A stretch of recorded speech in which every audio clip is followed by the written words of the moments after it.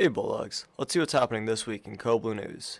Caroline will tell us what SEMSPA is and why it's important for the students that were chosen for it. Then Nick Chaffee talks about Chromebooks, why they are breaking so much, and how to prevent such issues from happening. And finally, George gives us an update on the coronavirus outbreak.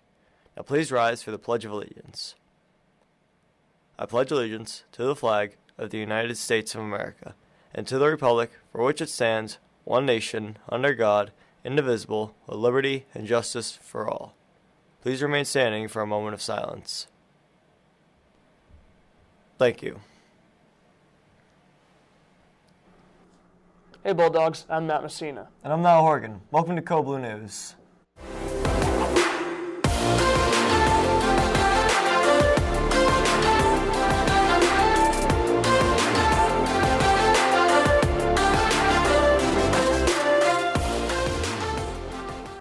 Thank you to all staff and students who volunteered to donate at last Friday's blood drive. Together we were able to collect more pints of blood than any previous blood drive we have hosted. Way to go, Bulldogs. On Tuesday, the mock trial team defeated Oliver Ames at Stoughton District Courthouse in preliminary round action of the Mass Bar Mock Trial State Tournaments. Holbrook is now 3-0 in the region, and with the win, they advanced to the round of 32. Congratulations to Niall Horgan, William Curtis, Dallas Rodriguez Vieira, Marissa Todd, Vincent Tran, Hovind No, Abby Coe, and Melinda Alschwitz. Last weekend, a group of Holbrook Middle High School chorus and band members auditioned for SEMSPA, a student music festival. Caroline is here with a story on what SEMSPA is and what it means for the students who got picked for the festival.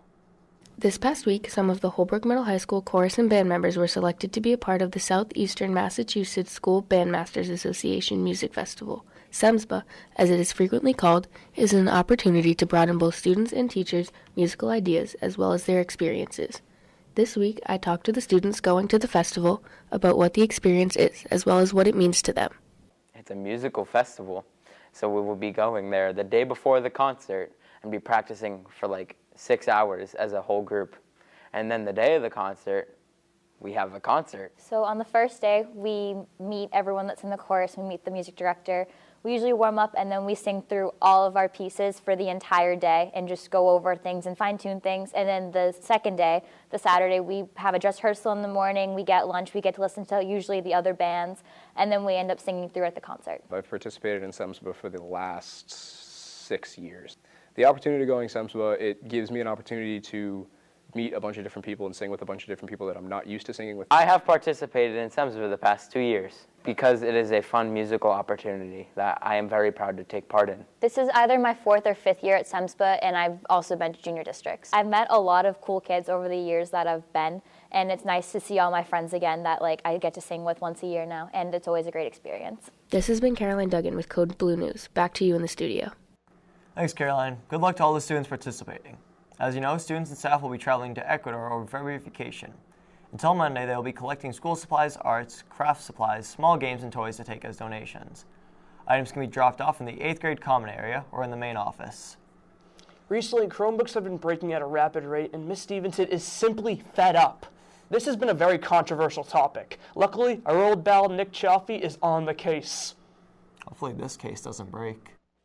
About 2 weeks ago, Mrs. Stevenson made an announcement expressing her concern of the amount of broken Chromebooks coming in, calling it, quote, plain too many. Well, there may be a little more to the story than people just not having cases on these laptops. The story begins in 2017 when the Chromebooks were distributed to the students. These are $340 Chromebooks as of writing, with mostly 5 to 3-star reviews. It's good, but not the best. It's around a 3.5-star rating on Amazon. Let's talk about this Chromebook now. It has a track record of the left hinge being broken, which in turn can create 2 points of failure. The hinge can break, and as a result of the hinge breaking, well, the screen can just fall off the Chromebook. Some Chromebooks in the school are close to this. This Chromebook, for example, has a loose hinge, and on the left side, the bezel is falling off. Who else has a similar problem or a broken Chromebook in general? I have a friend named... Yeah, he's a really aggressive person, and he punched it like super hard. So I went to go charge it last night, and it was charging. Well, I thought, and I went to go plug it in, and I went to go use it this morning, and it wasn't working at all. It started glitching, and it just shut off. Me and my friend were playing around, and we slammed it. The thing that we need to keep in mind is that this is an investment in the education of our students. This is Mrs. Stevenson. She has a few words regarding the treatment of Chromebooks and why the school is doing what it's doing. The original cases, which were the plastic ones, where some folks by the end of the first year maybe lost the feed on them. Sometimes they would be returned cracked from being in backpacks. So we want to be able to protect the Chromebook while keeping the Chromebook very functional for the students, while also minimizing the cost of the case. We need our students to understand that it's their job to kind of protect that Chromebook. If those Chromebooks are damaged to the point where we can't afford to continue to replace them, then what are we going to do? We're going to just revert back to your traditional education. Ask yourself, do you want to go back to the classic brick and mortar education, paper and pencil? If you said yes, I respect that. But if you don't, this is of concern to you probably. If you don't want to go back to the age of paper and pencil, well, but she said it herself, you must keep your cases on the Chromebooks to prevent damage and more money spent. However, why don't the cases just stay on the Chromebooks? I mean, it's just such a mundane and simple thing to do, so why can't people just simply attach them on? Well, people just don't like them, and they bring up good points why. Let's introduce the three cases first. The padded one, the rubber one, and the classic one that we got in the beginning of the year in 2017. Now, the reasons for why people don't like them. First, the rubber cases is too difficult to put in the bags for a good amount of people, making it a chore to take out and put back in. Plus, it's a lot of weight to just carry for a little laptop. The hard plastic case, second, is cracked constantly. Things are broken, and again, it's also a bit heavy, but not as heavy as the rubber one. Finally, the soft pad case is lighter, and it still provides protection, but it's not as good as keeping the Chromebook inside of it as people would prefer. The whole reason for Mrs. Stevenson's call to get those cases on those Chromebooks is to protect the investment of the 21st century education. However, going to the future, who knows where that investment will take Holbrook. Now, this was Nick Chaffee, back to you in the studio. Well done, Chaffee. Education grows alongside technology. It'll be interesting to see how Holbrook High reacts to this issue in the future. Anywho, congratulations to 6th grader Brady Mason for his entry winning in the Star Wars Trivia Contest. While many submitted all correct responses, Brady was the lucky winner. Brady has received a Domino's gift card. Be sure to check the display case for more trivia contests in the future. Winter blues got you down? Looking for signs of spring? Well, you're in luck because it's time for the American Cancer Society Daffodil Days campaign.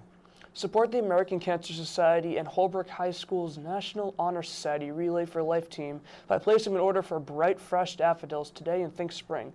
Receive a bunch of 10 daffodils for every $10 donation or a potted daffodil for a donation of $15. After all that, Marcus Spencer's here for another sports update. Last week, both the girls and boys varsity basketball team beat Bishop Conley. This week in sports, the boys varsity basketball team lost a close game to Atlanta's Charter 56-55 on Monday, while the girls secured the win 58-14. On Wednesday, the boys beat Sacred Heart 65-36, leading to Coach Gifford's 450th win, and the girls beat Sacred Heart 43-31. Today, the boys varsity basketball team play home at 6:30, while the girls play away at 5 o'clock. Come out to support your teams. Tickets are $2 for kids and $5 for adults. This has been Marcus Spencer with Blue News. Back to you in the studio. Thanks, Marcus. Tuesday night, Boston Red Sox outfielder Mookie Betts, alongside pitcher David Price, were traded to the LA Dodgers. The three-team trade involved the Boston Red Sox, the Los Angeles Dodgers, and the Minnesota Twins. The Red Sox received Alex Verdugo from the Dodgers and Brusdar Greatrell from Twins. Many fans and critics are worried about the trade considering Betts was a four-time All-Star during his time at the Red Sox. At the moment, this trade is pending due to the health of one of the players involved. We will have more in the story as it comes. The Massachusetts primary is on Super Tuesday, March 3rd. Students will be 18 before that date can register to vote in this election, but you must do so by this Wednesday, February 12th. You can register online with a driver's license, and if you are 16 or older, you can pre-register so that you can vote immediately when you turn 18. As of last week's story on the coronavirus, we have an update on the quarantine in Wuhan with George Starr. Wuhan is one of the most densely populated cities in China. A drone was flown over the city to just show us how barren it looks.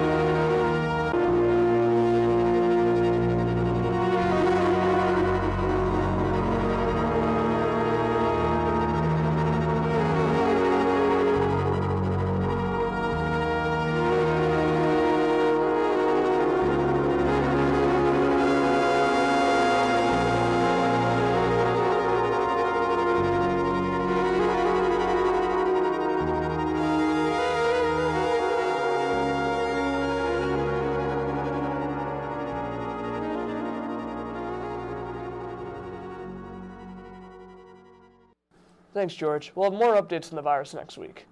Reminder that today is a half day and that the bus for JV and varsity girls basketball to Westport will leave at 1:45 for the games at Westport. Please enter door 13 at 1:15 this afternoon. The doors for boys basketball games will reopen at 2:30. JV2 plays at 3:30, JV at 5, and varsity at 6:30 versus Westport. Before we go, we would like to give a quick shout out to Miss O'D and her family. We are all thinking of you at this time, and we promise not to do anything too crazy until you come back. That wraps up this week's show. I'm Niall Horgan. And I'm Matthew Messina. See you next Friday.